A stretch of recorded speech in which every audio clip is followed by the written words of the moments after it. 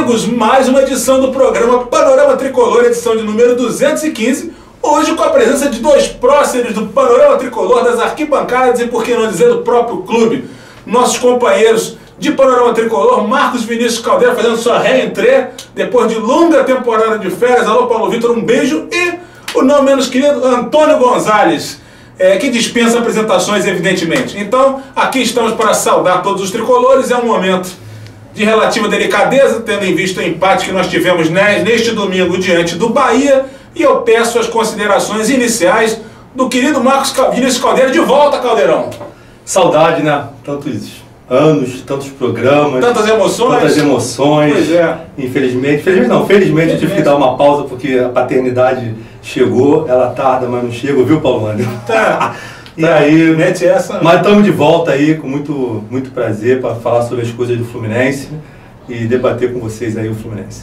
É isso. E as palavras do mitológico Antônio Gonzalez, meu ídolo. Menos. Um abração aí geral, um abração nessa torcida que está sofrida. E vamos pro rolo. É isso. Então vamos começar no programa Panorama Tricolor. O Fluminense vem de um empate amargo diante do Bahia, precisava de uma vitória para se tranquilizar. O resultado matematicamente é óbvio que ninguém pode ficar satisfeito com o empate. Mas na próxima semana, pelo Campeonato Brasileiro, vários dos times da parte de baixo vão se enfrentar. Então haverá uma perda muito grande de pontos, enquanto o Fluminense jogará com Botafogo no Engenhão. Isso a gente vai falar no próximo bloco. Caldeira e Gonzalez. Caldeira, e o empate diante do Bahia? Comenta pra gente o que teve de bom, o que não teve, suas considerações a respeito. Cara, de bom não teve nada. Absolutamente nada. Começou muito mal, tomamos um gol. O Bahia é um time que a gente também tem que parar com esse negócio de futebol hoje. Né? O Bahia é um time que recentemente vem jogando bem, marcou uma pressão alta no começo do jogo, marcando forte, não deu saída pro Fluminense. O Fluminense tomou um gol, vou te falar, que bancada nem viu o gol, eu achei que o juiz tivesse marcado pênalti. Aí quando eu vi, eu tava comemorando. O time se perdeu depois disso, já estava. Aí demorou uns minutinhos para se achar, e aí ele tomou o jogo, pegou o domínio e controle do jogo, muito mais na toque de bola, assim, muita criatividade. Não teve muito lance, não foi muito. Eu acho que o Fluminense deveria ter avançado suas linhas de marcação, ter pressionado mais a marcação do Bahia, ter ido para cima. Não o fez. O Marco Júnior perdeu uma chance inacreditável. E aí o Gustavo Scarpa, né, que vinha sendo muito contestado. Aliás, eu queria depois que vocês pudessem falar uns 2 minutos sobre isso. Num cruzamento do Marlon, que tinha tentado umas 5 vezes por cima, Zanterraio tentou uma pelo meio, deu certo, o zagueiro furou, o Scarpa fez o gol. Mas quando veio o segundo tempo, que eu acho que o Fluminense vai pra cima, vai melhorar, vai pressionar, vai fazer valer o campo, cara, foi um rame-rame. Meia boca. Cara, eu considerei o segundo tempo pior que o primeiro tempo. Desanimador. As alterações do Abel não deram certo, acho que ele tentou certo, botou o Ayrton Silva, tirou o volante, foi pra cima, depois botou o Robinho, mas não surtiu efeito e foi um empate assim catastrófico sob o ponto de vista do jogo do time, do ponto de vista de resultado. Eu contava com esses 3 pontos, porque cada vez que o campeonato vai terminando são menos chances de você se livrar logo disso, né? E uma ducha de geografia, né? Porque a derrota do Flamengo é normal, um time que está estruturado, um time melhor e tal. Mas a gente vinha de uma vitória boa para o São Paulo, depois teve aquele Chapecoense e agora... E o segundo tempo contra o Flamengo, no meio de semana, tinha sido um segundo tempo bom. O segundo tempo que animava para a partida diante do Bahia. E aí, Gonzalez, tuas considerações sobre o empate entre Fluminense e Bahia? Cara, o Caldeira foi bastante cirúrgico nisso, né? O Fluminense que a gente viu contra o São Paulo, apesar das facilidades que o São Paulo deu, a gente, infelizmente, não voltou a ver. Tá? Temos um problema crônico com o primeiro passe. Tá? É óbvio que não vai ser o Richard que vai decidir isso, ele é um bom cabeça de área, se a gente contar cabeça de área ladrão e tudo, mas sim, qualquer coisa que seja um passe de mais de 2 metros para ele dificulta. E não é culpa do rapaz, tá? É culpa de circulação. E apesar de tudo, sonolento, a gente ainda tem que ver 2 coisas. Primeiro, o melhor jogador em campo, para mim, foi o Jean, que fez 3 defesas de gol. A bola do Cavaleiro, a bola do Dourado, uma do Scarpa por cima e uma que eu não sei se foi do próprio Dourado, tá? Então foram 3 jogadas. A cabeçada foi uma defesa maravilhosa. E depois é o seguinte, né? Ontem eu perguntava a algumas pessoas que eu conheço do Maracanã há tempo, quando foi o nome do quarto zagueiro, tá, dos times de 69 para cá. 69 a gente tinha Galhardo e Assis titulares. Às vezes, muitas vezes, num jogo pequeno, jogou o Paulo Lubum, tá? E alguma vez o Altair jogou ali já em final de carreira. Então você tem no máximo 4 zagueiros sendo utilizados. Em 1969 e 70 foi assim, 71 idem. Se a gente procurar em 76 o quarto zagueiro da máquina, você tinha Miguel e Edinho. Quando o Miguel não jogava, Carlos Alberto Torres vinha para o meio. E o quarto jogador era o tal de Edival, que veio do Campo Grande. Se você vai no time do Tri, a mesma coisa. Porra, Vica, Duílio, Ricardo. Era Maurão, né? Que jogava às vezes. Não, Maurão saiu antes, Maurão era 82. Tá? Então, o Fluminense esse ano utilizou quase 10 partidas do seu sexto zagueiro. O que eu quero falar com isso? É que ontem o garoto ficou 30 segundos dentro do campo, tomou um pau, saiu atravessado ali com choque, não sei de quê. Então nós perdemos um jogador com 30 segundos dentro de campo. Primeiro toque na bola, né? De novo, isso é um Primeiro toque. Hoje já acabou de sair agora, não sei se vocês sabem, a informação, quinto metatarso do pé do Robinho. Do Robinho, fissura e tal. Então também foi um ano assim, totalmente atípico. Depois, se tiver que questionar quem são os responsáveis por isso, ou foi só o destino, então se foi só o destino, meus amigos, vamos fazer dia 31 de dezembro, todo mundo na praia de Copacabana, vamos botar uns barquinhos. Já propus isso há algum tempo. Vamos botar uns barquinhos, tá entendendo? Salve Iemanjá, e porque as forças do além têm que ajudar a gente, porque tá muito difícil. Esse ano, eu nunca vi isso na história do Fluminense. Deve ser o ano recorde de contusões de jogadores do Fluminense, né? Contusões que impedem os atletas de jogar durante longos períodos. Mas ainda falando sobre o Campeonato Brasileiro, gente, como é que você vê os próximos passos? Depois a gente vai falar sobre o Flamengo. O Fluminense encara o Botafogo, depois ele ainda tem Coritiba e Ponte Preta e Sport aqui, né? Joga com o Atlético Goianiense fora. Ou seja, Corinthians e Grêmio lá. Como é que vocês veem... Não, Corinthians e Cruzeiro. Cruzeiro, corrigindo, desculpa. Corinthians e Cruzeiro. E aí, como é que vocês veem essa situação? A gente já tem que começar a analisar os jogos, ver que pontos, que partidas a gente pontua? Não, assim, a conta era simples, foi vencer os jogos em casa. Sim. Contra o Bahia, Sport, né? É isso? Bahia, Ponte Preta. Bahia, tem Ponte Preta, Coritiba, Sport. Como tinha que ter vencido contra o Bahia. Sim. A gente na situação está longe desesperador. Eu acho que essa conta de 46 não vai ser essa, vai diminuir um pouco. Sim. Eu parar para fazer uma conta ontem, eu acabei não Mas essas 3 vitórias já estão... 3 vitórias, bicho. Seria uma conta aí mais 2, entendeu? Belisca uma vitória contra o Botafogo, que é o time que está mais ajeitado, e já encaminha a vida, mas tem que caminhar a vida. Sim. Tem que entrar no jogo, cara, mordendo, mordiscando, eu queria que fosse, porra, o último jogo da vida, cara. Não sei se o pessoal tá com a cabeça no jogo de quarta-feira, não sei o que é. Mas esse é o momento do sprint final, novembro, o Fluminense pendurado no Brasileiro, às vésperas de jogo importante, é a hora do sprint final. Tem que chegar a botar Corinthians e Cruzeiro com a vida resolvida, pra não passar sufoco. Quando a gente começou a fazer conta, quando a gente parou na barreira dos 31 pontos, na minha cabeça faltava 15, naquele momento eram 46, mas admito que hoje possa ser até menos, tá?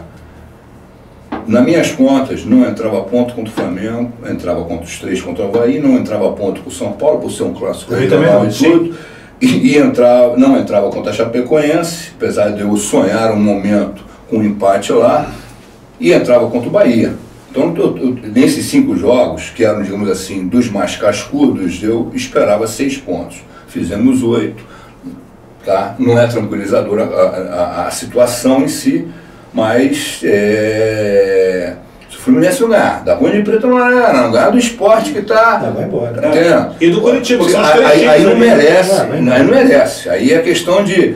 E não me venham com o Sub-23, não. Esse time aí do Fluminense é melhor... Tá jogando bola, jogando o que jogou contra o São Paulo, jogando o que jogou no começo do ano. Esse time aí é muito melhor do que o rendimento dele. Agora, isso aí são outras questões, que começam a ficar preocupado com a falta de vocabulário do nosso time em campo, ou seja, é mais do mesmo, aquela bola larga na área, por detrás. Eu acho que tem alguns erros aí, assim, para mim o Abel tinha corrigido. O Abel, lá no começo do ano, quando ele perdeu o Scarpa, ele foi para o 4-3-3. Aliás, um 4-3-3 que tinha destruído o Abel em 2013. Né? A gente conversava isso aqui, ele tentou botar o Rainer no lugar do Ney naquela época e também não deram tempo para ele, né? Foi um erro ter demitido. E, cara, eu acho que o esquema do Fluminense é o esquema que... 4-4-1-4-1 que começou o ano. E, pô, ele voltou com o esquema e, assim, coincidência ou não, o time foi bem contra o São Paulo, jogou outras partidas bem. E a gente viu que não é problema no esquema. Até quando pensa ali, por exemplo, cara, o Scarpa, não adianta botar o Scarpa centralizado no meio, cara. Não adianta botar o Scarpa centralizado no meio. O Scarpa tem que jogar como jogou contra o São Paulo. Meio atacante, aberto, recebendo bola. Não adianta. Se ele for pro meio, ele vai dar um toque a mais, ele é carregador de bola. Entendeu? Com a volta do Sornoso, achei que isso fosse resolver, mas infelizmente não resolveu, né? A gente tem um problema...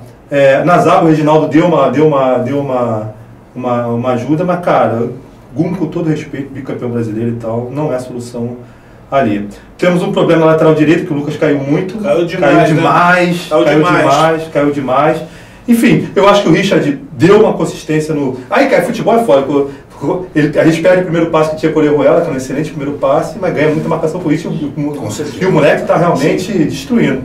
Agora, cara, não, eu concordo com o Gonzalo, não é time para dar essa posição de tabela, muitas coisas aconteceram aí, enfim, que são coisas que a gente, enfim...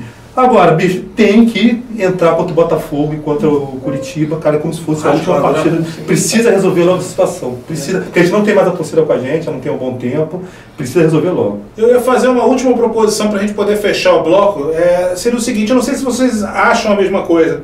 Uma coisa que me chama a atenção, duas coisas, né? Claro, o Fluminense no primeiro semestre era muito mais veloz do que o segundo, e isso se deve ao Richarlison, que era um cavalo corredor. O Fluminense não conseguiu repor essa peça. E o Ayrton Silva também. O Ayrton Silva, que estava na grande forma e agora está bem mal. Agora, outra coisa que me chamava muita atenção é que o Fluminense no primeiro semestre ele sempre tinha mais opções, porque os jogadores jogavam muito próximos uns dos outros. E hoje eles jogam bem distantes, então você força o passe mais longo e acaba facilitando, né, em muitos casos, o desarme do adversário, principalmente em times pegadores, times de briga na marcação. O que vocês acham disso? Cara, obrigado.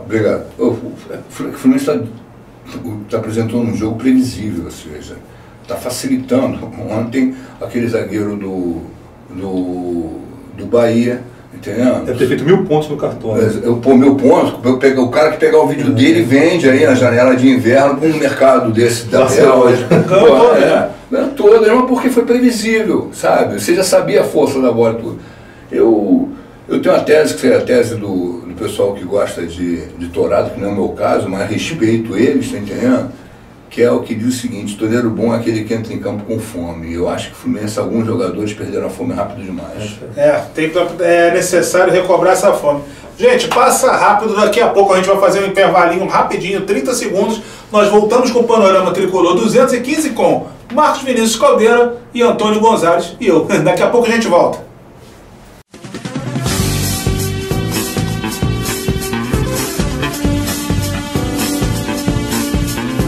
Caros amigos, estamos de volta para o segundo bloco do programa Panorama Tricolor número 215. Panorama Tricolor, o programa mais longevo da história da internet tricolor, é bom que se diga. Não é igual a turminha que chegou outro dia aí e paga de bossa não. Bom, nesse momento a gente faz o que a gente gosta, que fazemos porque gostamos. Jabá, alegria do povo, jabás grátis. Assim sendo, o jabazão do Marcos Vinícius Caldeira. Tenho 2 jabás. 2? Duplo? Duplo. Um é que vamos estar de volta, o Grupo Cultural Exaltação do Samba de Enredo, ao Cordão da Bola Preta. Olha aí. 100 anos de Bola Preta, tocou 3 anos lá. Esse ano a gente saiu, normal, mudar um pouco, mas graças a Deus estamos de volta. A partir de sábado que vem, dia 4, lá no Quartel General do Samba, na Rua da Relação, a partir das 2 horas. Então o Grupo Cultural Exaltação do Samba de Enredo, Cordão da Bola Preta, de volta até o desfile dos 100 anos. Eita, e prestigiar aqui a nossa amiga Babi Dias, tricolor de coração. Tricolor de coração é perigoso falar, né? Tricolor de esquerda, está lançando um livro, se não me engano, Infanto Juvenil. Agora não sei o infantil, mas vai ser no dia 11, agora de novembro, lá na Quinta do Boa Vista, às 10 horas.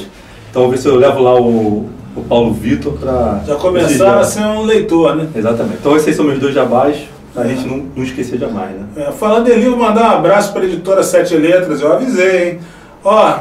Agora o jabá do Antônio Gonzalez. Canelinho Jabá, um abraço para a galera do Sobranada. Opa, olha aí. E o Hugo Duarte?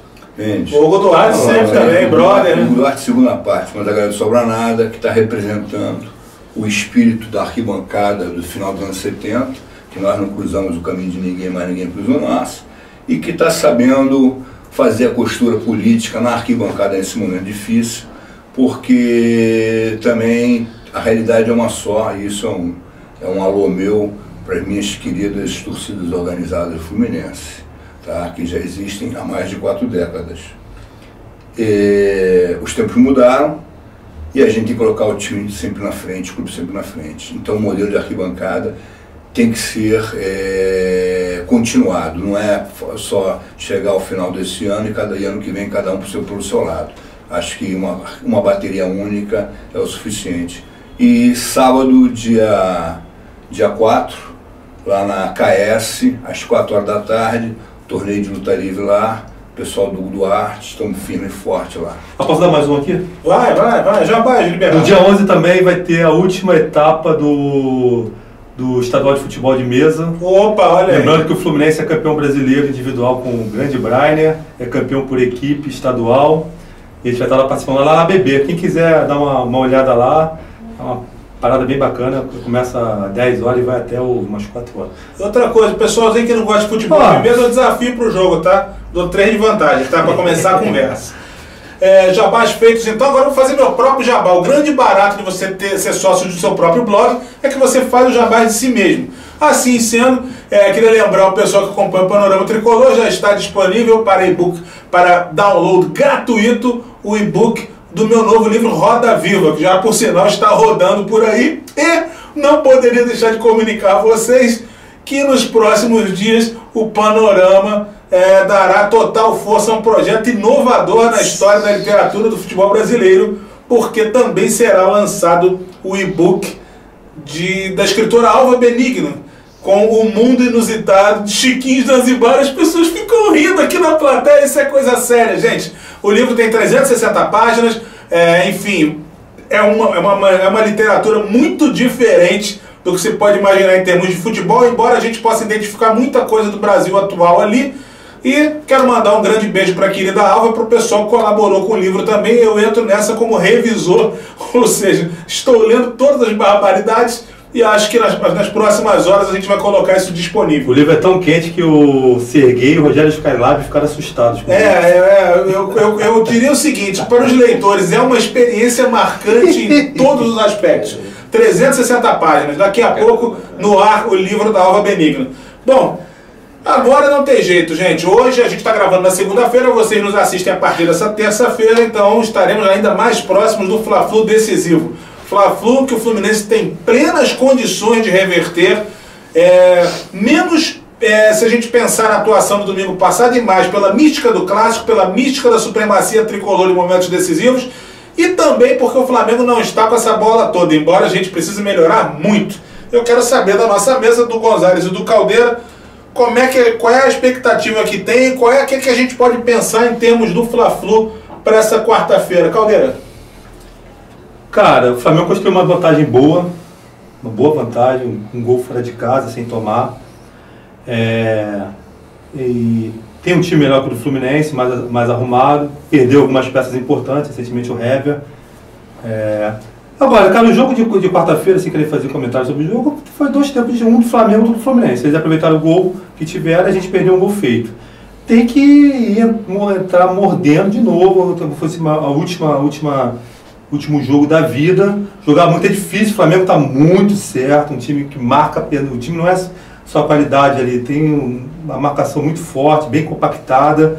E o Fluminense vai ter difícil de penetrar, vai ter que se virar para sair do jogo agora, cara, assim, tá em aberto, é aberto. Acho que nós somos franco atiradores, assim, a responsabilidade é do Flamengo, pelo investimento que fez, já estou falando isso há tempo, pelo investimento que fez no time, e até porque não teve resultado, se pensar que um time com orçamento de 400 milhões só ganhar um Carioca, realmente é pesado, né? Sair na primeira fase da Libertadores. Exatamente. Então, assim, a responsabilidade é toda deles e é franco atiradores, que a gente saiba aproveitar isso a nosso favor, como várias vezes já fizemos na história, inclusive dos Fla-Flus decisivos, né? Então eu vou para o Maracanã,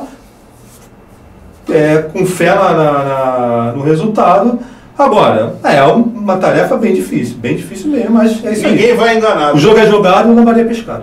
É isso. E aí, Gonzalez, qual é a tua receita para a gente virar o jogo literalmente nessa classificação da Sul-Americana? Cara, A minha expectativa é não ter expectativas, tá entendendo?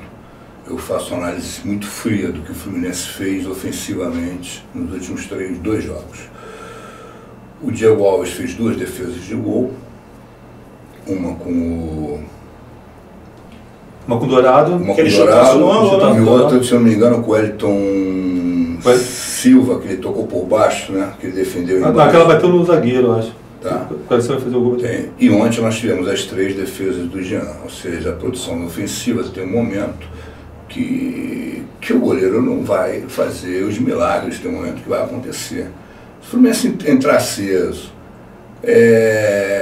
o meio-campo se ajudar, o meio-campo conversar, que a gente está sentindo também na arquibancada que o time, além de estar jogando mais distante um do outro, fala menos e tal. Se o Sornosa se encontrar bem, porque também o Sornosa está sendo um jogador que, quando não está com 100% de forma, se alguém fungar no cangote dele, se sente incomodado, então ele começa a jogar em terreno de ninguém e produz menos, sobrecarrega o Scarpa. Se amarra também nos jogadores, vamos tirar um pouco dessa amarra que nós temos, vamos ser mais humildes, cumprimentar a torcida é patrão, a torcida paga, a torcida é quem faz, tá entendendo? É quem paga o seu plano de sócio, tudo. Vamos respeitar a torcida, ou seja... O time existe por causa da torcida. Exato, então tudo pode acontecer.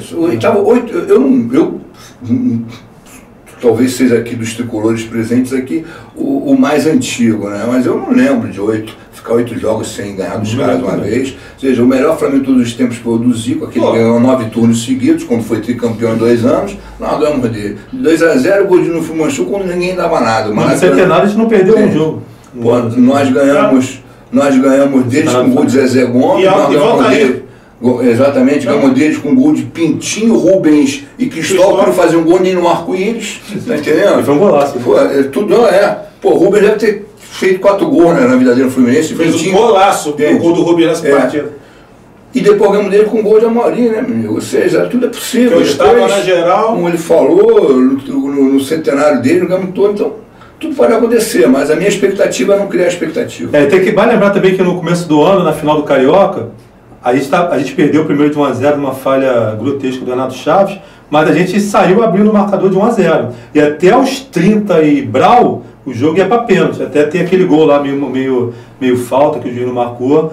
Ou seja, na decisão? Na decisão do meio falta, não foi falta completa, pois né? Então friamente o Flamengo tá, quiseram a gente tá com a vantagem de 1-0, não é isso? Então, friamente o Flamengo tá em melhores condições para conseguir a classificação. Agora, cara, nada perdido, bicho. Futebol é coisa. O Fluminense tem time para ganhar deles, no mínimo para levar para os pênaltis, no mínimo para fazer 1-0 e levar para os pênaltis. Sim. E aí é pro Maracanã. A gente vai ser aquele 90% a 10%. Se o Fluminense conseguir repetir a partida contra o São Paulo ou um pedaço da partida contra o Flamengo no segundo tempo, já é o suficiente para equilibrar os assuntos. Agora, eu acho que o Abel vai ter que resolver um problema, o Abel vai precisar sair pro jogo, tá? Eu entendo a escalação do Marco Júnior, assim, todo mundo reclama e tal, mas o Marco Júnior, mais que o Robinho e mais que o Wellington Silva, ele fecha, tu vê o Marco Júnior voltando para fechar o tempo todo. Praticamente o Marco Júnior não sei o que está acontecendo, que se tem alguém ali naquele elenco que está com sangue na veia, ele saiu puto do jogo contra que o Fluminense poupou o jogador contra o Chapecoense, saiu puto do Fla-Flu, enfim, eu sei que estava, enfim. Agora, eu entendo, acho que ele, para esse jogo, não resolve. O Fluminense vai precisar abrir esse jogo, entendeu? Vai precisar abrir esse jogo. A diferença do Fla-Flu, já falei isso, na minha opinião, a diferença do Fla-Flu passado foi o Ilharão. O cara destruiu o jogo, contra a partida do Orejuela destruiu. Então, se essa diferença for reequilibrada, acho que vai ser, porque o Douglas vai jogar, deve jogar. Então acho que o jogo tá aberto, cara. O jogo tá aberto. Cara, e eu espero, sinceramente, estar naquele 10% a 90% e sair de lá que nem um louco. O Douglas, na minha opinião, foi o jogador mais consciente que nós tivemos. O Douglas é um puta jogador. Eu joguei bola com o pai do Douglas. O passe, o cara que jogou, que arriscou o passe longo e tudo, o Fluminense também não pode... A história do Fluminense fala de times que arriscaram sempre no passe. Você arriscava passe com o Samarone, você arriscava passe com o Manfrini, você arriscava passe com o Rivelino, você arriscava passe com o Delei, você arriscava passe com Deus e com Deco, sabe? Então o Fluminense é de uma escola que tem que arriscar o passe, com o Roger Flores, sabe? E ontem ele fez isso, na minha opinião, bem, pena que cansou, tá? Foi o Douglas. Agora, pro jogo do Fla-Flu também, primeiro acho que o Gonzaga foi certo, que acho que o Sornosa é uma peça-chave ali que tem que voltar, ele que dá o dinamismo no meio campo, de toque e tal. Agora, o Fluminense vai precisar resolver um problema que teve no primeiro jogo, que foi aquela ala direita com o Everton Ribeiro, Diego e o Pará, que eles deitaram os cabelos lá no primeiro tempo. Seria... Pô, aí tem que fechar ali, enfim, eu não sei, mas vai ter que resolver isso aí, porque o Richard até deu uma enquadrada no Diego, né? O Diego tentou, o Richard deu mais enquadrada nele. Diego, mas ali... Mas o Everton Ribeiro fez a festa. Fez a festa. Parece que o Diego não joga, né? Não joga o Diego? Parece que não. E talvez Guerreiro, né? Guerreiro, o outro. O Guerreiro faz uma diferença, né? O Guerreiro não ter jogado foi bom. Cara, tá em aberto, bicho, é um jogo difícil. Não é piada, mas o Guerreiro está literalmente com a cabeça no Peru, porque tem uma partida agora decisiva. Se ele conseguir classificar a seleção peruana, ele fatalmente vai entrar para a galeria histórica dos jogadores do país, né? E o Henrique Dourado precisa desencantar, né? Que já tá... Mas quem disse agora que ele não está jogando sacrifício, né? Ele tomou aquela... Ele saiu para ser... Ele foi poupado por causa de não estourar, né? Mas aí, de repente, o problema está ali. Você descansa, mas o problema, o acúmulo de jogos está ali, né? Também que significa que 2018 também já tem que começar a ser preparado agora, nível de elenco, uma série de coisas, porque a gente tem que rodar mais time. Paulo, posso falar uma coisa? Fala.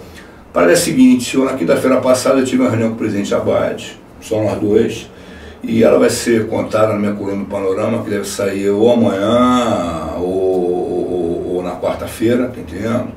E eu vou dizer uma coisa para vocês, eu continuo acreditando no projeto do presidente Abad.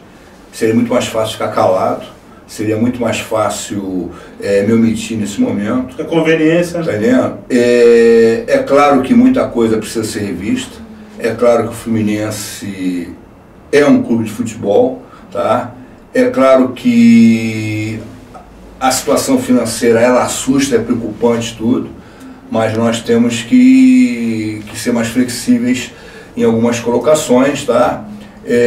O presidente sabe de todos, sobre da minha boca, dos meus questionamentos, das minhas insatisfações, mas isso é coisa nossa, tá?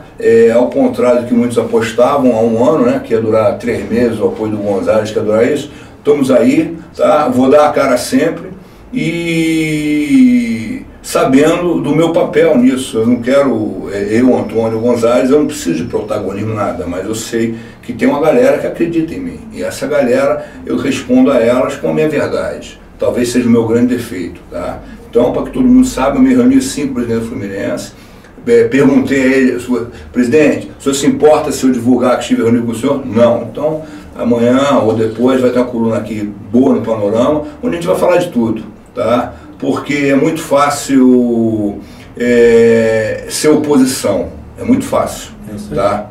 Desde que seja com inteligência. Só hoje eu só tenho um post fazendo um contraponto com a gestão, a galera da FUSOL, já está um bafafá, oposição, não tem nada de rachar de oposição, é um ponto de vista que já venho debatendo há um tempo, interno, enfim, acho que o presidente Abad... E que das conversas que tivemos nós dois, você conta com o meu apoio, é bom que se diga. Várias vezes, enfim, acho que é só acho que eu fiquei preocupado com a entrevista do Marcos Vinícius Freire no Globo e fiz um contraponto, não tem nada de racha, nada de porra, não.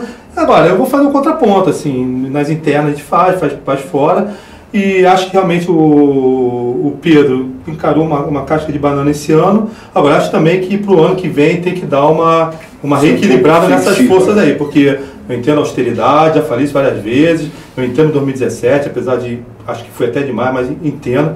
Agora, não podemos, assim, na minha visão, não podemos voltar a 2018 sem voltar a fazer futebol.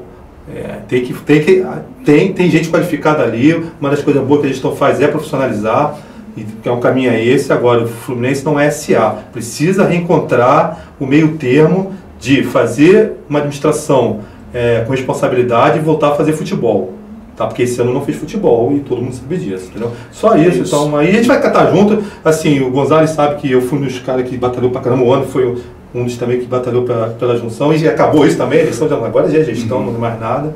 E vamos fazendo o contraponto, tem que fazer, fazendo as discussões de debate aberto, franco, sem... Só para terminar, que eu também coloquei o presidente, diz assim, ó, durante minha vida, a maioria das vezes eu fui oposição aqui no clube, só que o que fizeram esse ano com o presidente foi covardia. E certos órgãos de comunicação, que se dizem órgãos de comunicação, porque quando você é um órgão de comunicação você tem que ter compromisso com a palavra, com a verdade, tá? O que muitos órgãos de comunicação fizeram, não sei se com terceiros interesses, tá? quando eu falo de interesses, money mesmo, tá entendendo? O que eles fizeram com essa gestão foi um ato de covardia, foi trabalhar a massa atrasada, foi transformar os torcedores do Fluminense, o leitor, em massa de manobra. Isso é uma covardia que a história do Fluminense não permite. A gente pode ser, foi oposição, era oposição Caldeira, a gente divergiu, cada um com a sua verdade, cada um apresentando o que achava que era melhor. Agora, com mentira, com calhordice, com pequenez, com transviados se fazendo de porta-vozes da torcida do Fluminense, tá? Isso não vai acontecer. Vou fazer 56 anos mês que vem, só de arquibancada eu tenho 50 anos. Então eu falo na cara de qualquer um. Já vivi as piores fases desse clube, como vivi as melhores. Tá? Estava lá dentro, não abandonei. Tá? Então, picareta, a vida dele dura o que dura um espermatozoide. Falando em picareta, para a gente fechar, eu queria primeiro falar da minha alegria que finalmente, depois de uma longa jornada, consegui reunir meus dois irmãos, meus amigos queridos, pessoas que estão sempre muito próximas a mim para gravar aqui, que são o Marcos Vinícius Caldeira, meu irmão de 25 anos atrás. A gente brigava, mas hoje a gente se ama muito. E ele entendia, agora ele me entende. Ele não escutava, agora ele fala: Paulone, você tinha razão. E o meu querido Antônio Gonzalez, que é mais do que irmão, é ídolo. Então fica um grande abraço, e eu já espero que, como a gente está começando uma nova fase no Panorama, que vocês continuem voltando regularmente, porque a gente conta com vocês. Também se ganhar e ganhar do Botafogo, segunda-feira a gente repete. Ah, tá. E só para fechar, pessoal, um grande, honesto, sincero abraço a uma pessoa, né? A gente estava falando em picareta, e eu vou falar de alguém que significa a antítese da picaretagem. Eu queria mandar um abraço para o vice-presidente jurídico do Fluminense, Bruno Cury. Como todos sabem, aqueles que já me acompanham nas redes sociais, no Panorama, nesses 5 anos, nas minhas quase 800 colunas, dos meus 10 livros sobre o Fluminense, todos sabem da situação absurda que eu venho sofrendo há quase 3 anos por conta de uma verdadeira aberração que se transformou num processo judicial.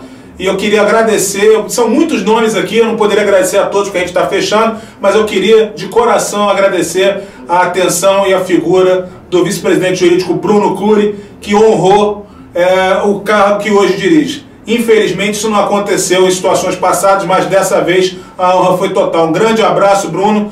Saudações tricolores. A gente vai encerrando o Panorama Tricolor com o Marcos Vinícius Caldeira, com o Antônio Gonzalez, com o gordo escritor Paulo Roberto Ando, e daqui a pouco a gente volta com o Thiago Muniz, a lindíssima Mítia Guidini, o Paulo Tiba e toda a turma. Daqui a pouco a gente volta. Um abraço!